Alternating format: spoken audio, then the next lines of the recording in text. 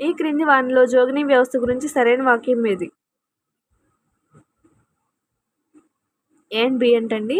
ఏంటి జోగినులకు గ్రామ దేవతలకు బదులుగా పోతురాజు మంగళసూత్ర ధారణ చేస్తాడు. జోగిని స్త్రీకి పసుపు పూసి వేప మండలతో తయారు చేసిన చీరకట్టును వేస్తారు.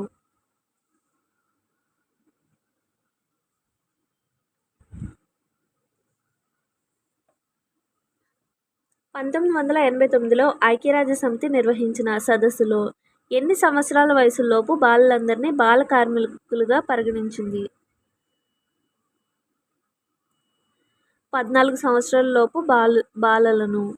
ఈ క్రింది వాటిలో గల్ఫ్ బాధితుల గురించి సరికాని అంశం. గర్జన సిరిసిల్లలో జరిగింది. అంటే మిగిలిన 3 సరైన అంశాలనే కదా.